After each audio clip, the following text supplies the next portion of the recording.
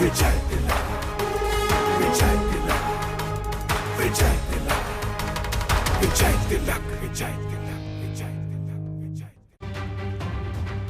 स्वागत है आपका। आप देख रहे हैं विजय तिलक। लगातार एबीपी गंगा पर जारी है ये महाकवरेज। आज अयोध्या में भी हो रहा है मतदान और अयोध्या से भी लगातार तस्वीरें सामने आ रही हैं। फिलहाल हम आपको दिखाते हैं गोसाईगंज से भाजपा प्रत्याशी हैं आरती तिवारी, वो हनुमानगढ़ी पहुंची हैं पूजा अर्चना करने के लिए। तस्वीरें हम आपको दिखा रहे हैं। आपको बता दें कि खब्बू तिवारी की पत्नी है आरती तिवारी, जो कि इस बार गोसाईगंज से भारतीय जनता पार्टी की प्रत्याशी हैं और अपने लिए जीत का आशीर्वाद मांगने के लिए हनुमानगढ़ी पहुंची हैं। वहां पर मत्था टेका है, पूजा अर्चना की है, जो कि आप तस्वीरों में इस वक्त देख रहे हैं।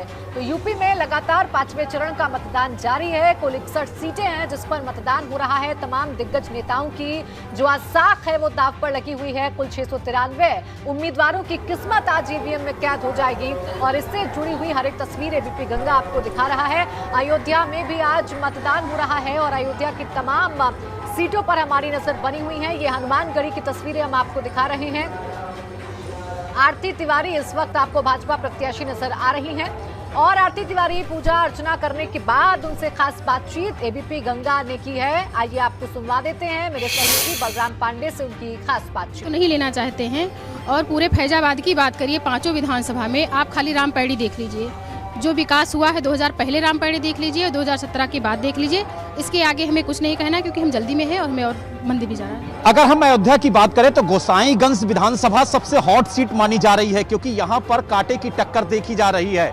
आपको क्या लगता है कौन प्रतिद्वंदी आपके सामने सबसे मजबूत है? भैया कोई प्रतिनिधि कोई मजबूत नहीं है। मजबूत है तो वहाँ से सिर्फ बीजेपी मजबूत है और बीजेपी पूर्ण बहुमत से, प्रचंड बहुमत से विजय हासिल करने जा रही है। बहुत बहुत धन्यवाद। तो आपने देखा हमारे साथ आरती तिवारी जी थी जिनका साफ तौर से कहना है कि जनता मन बना चुकी है और जनता जो भी फैसला लेगी वो सर्वोपरि है और उन्होंने भगवान के सामने पूजा अर्चना कर आगे अपने अभियान की शुरुआत की है।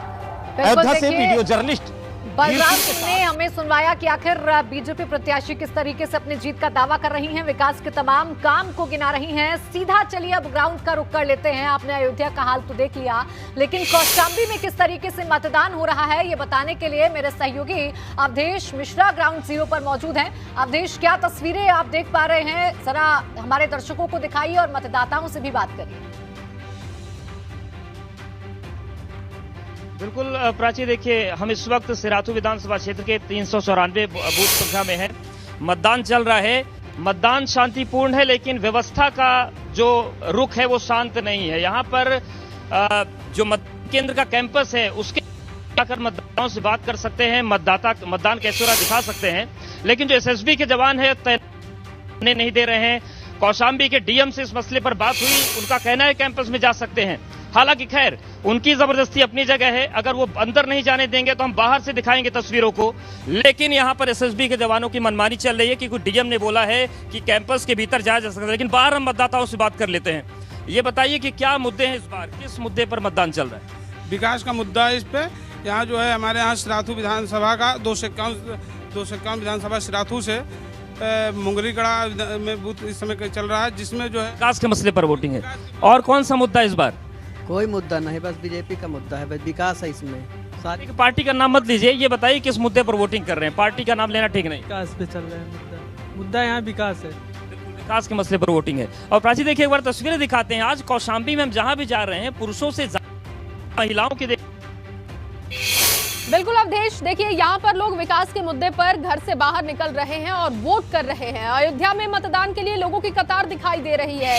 बहराइच में मतदान के लिए लोग पहुंच रहे हैं मतदान केंद्र, वहीं श्रावस्ती में भी लोग मतदान केंद्रों पर पहुंचकर वोट डाल रहे हैं। प्रतापगढ़ की अगर बात करते हैं तो यहाँ पर महिलाओं के लिए पिंक बूथ तैयार किया गया है ताकि महिलाओं की भागीदारी बढ़ाई जा सके।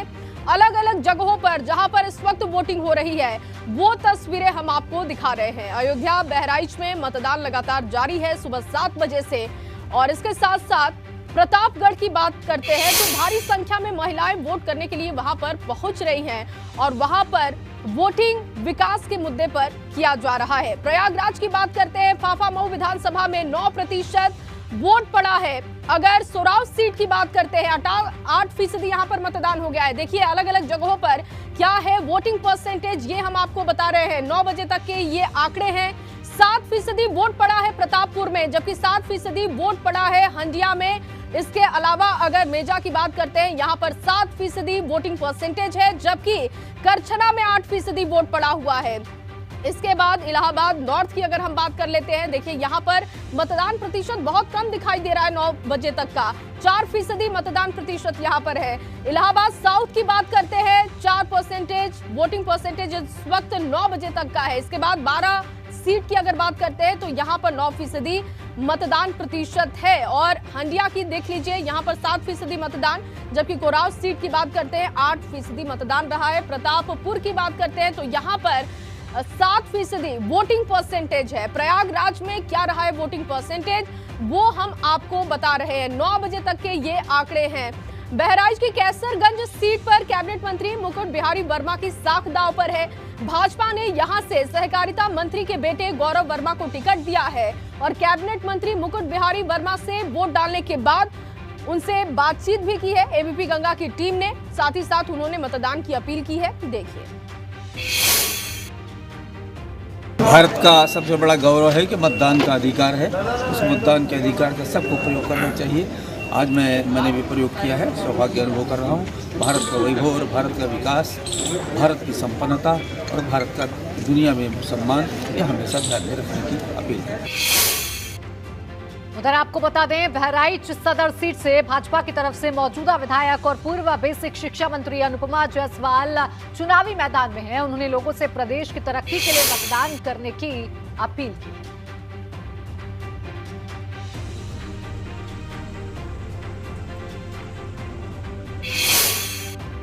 मेरी अपने विधानसभा के सभी सम्मानित मतदाताओं से यही अपील है कि जिस सरकार ने आपको सुरक्षा दी है, भ्रष्टाचार मुक्त प्रशासन दिया है और बिना किसी भेदभाव के गरीबों की मसीहा बनकर सरकार ने उन तक उनके जीवन स्तर को ऊपर उठाने के लिए सुविधाएं प्रदान की है।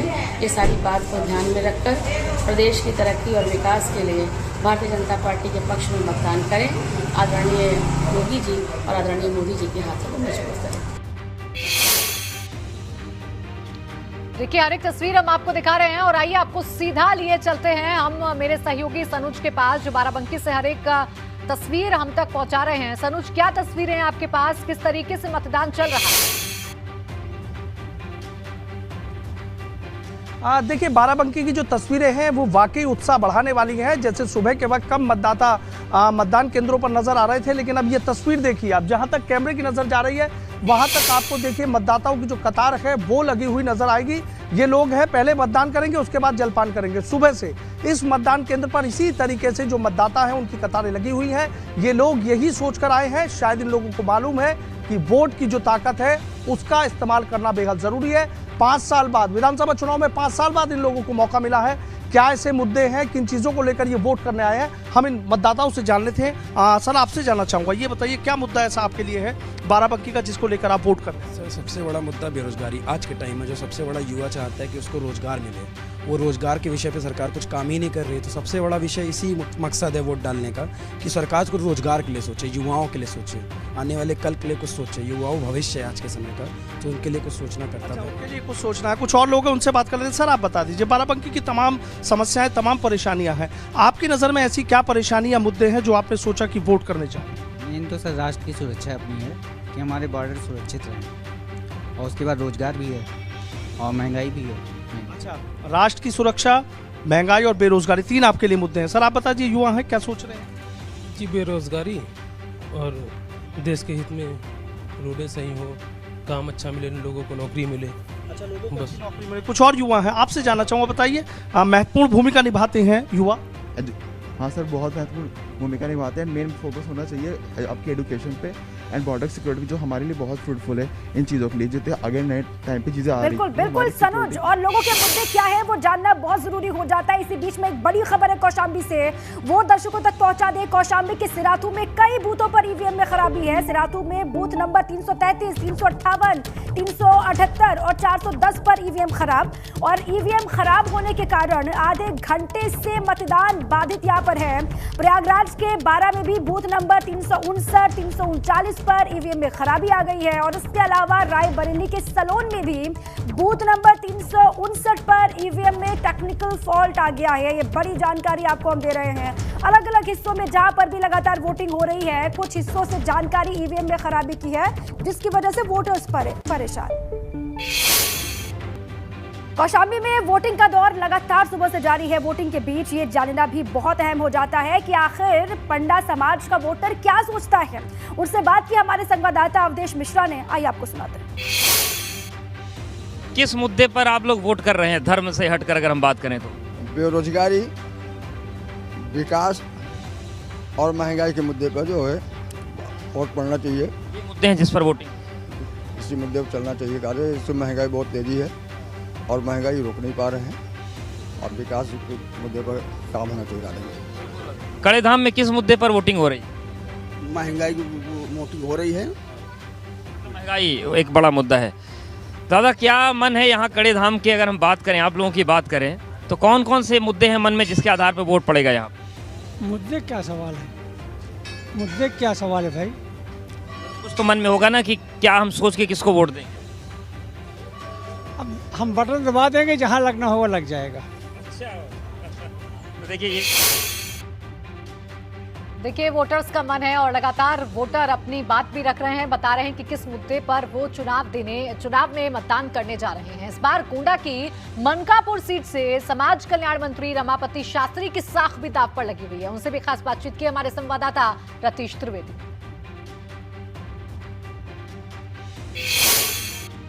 उत्तर प्रदेश सरकार में कैबिनेट मंत्री रमापति शास्त्री ने अपना वोट कास्ट कर दिया है। मंत्री जी, हम चाहेंगे आप मताधिकार का प्रयोग करके आए हैं, अपना फिंगर, अपनी उंगली दिखा दें। ये देखिए, मताधिकार का प्रयोग कर लिया है। हर आम और खास आज मतदान का दिन है तो कर रहा है। सबसे पहले आपसे जानना चाहेंगे, आपने मताधिकार का प्रयोग किया है, मुद्दे क्या हैं, किन मुद्दों को लेकर जनता के बीच गए हैं?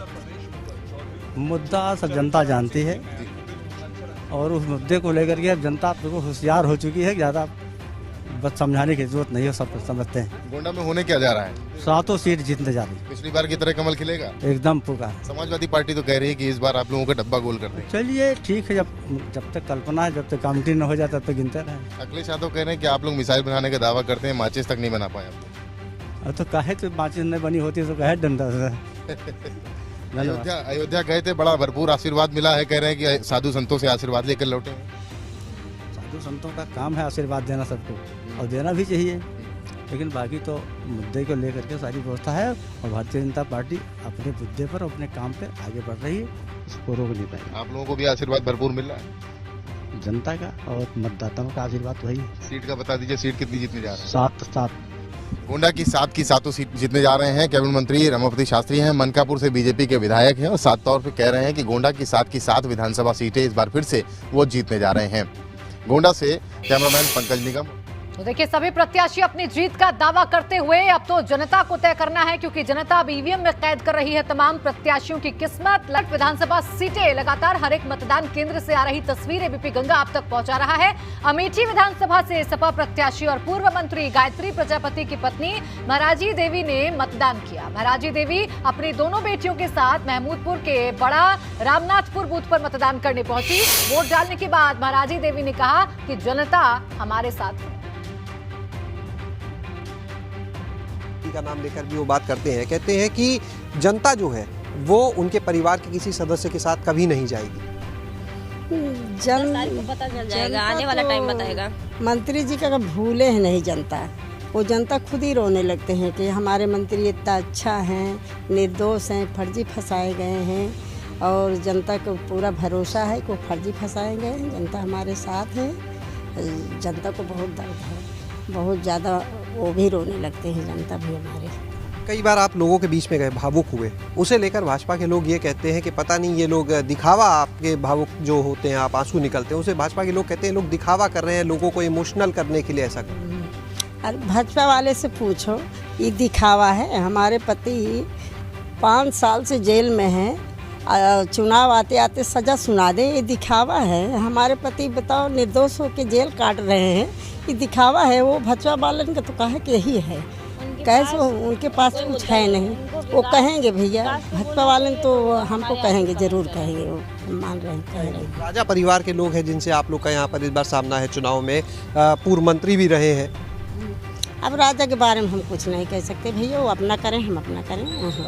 यहाँ पर गायत्री प्रजापति की दोनों बेटियाँ भी मौजूद हैं, उनसे ही बात करेंगे। सुधा प्रजापति। आप बताएं, आप क्या कहना चाहेंगे? आप भी वोट डालकर आए हैं। हम ये कहना चाहते हैं, हम वोट डाल के हमें बहुत अच्छा लग रहा है और जनता का सपोर्ट भी हमें मिल रहा है। और अब 10 तारीख को पता भी चलेगा कि कौन आता है कौन जाता है। अखिलेश भैया की सरकार बनेगी और मेरी मम्मी जीतेंगी यहाँ से। तुलित जीत के लिए आश्वस्त हैं। आपको बताएं, पूर्व मंत्री गायत्री प्रजापति की पत्नी इस बार चुनावी समर में है और अपनी जीत का दावा कर रही हैं, हमला बोल रही हैं भारतीय जनता पार्टी पर।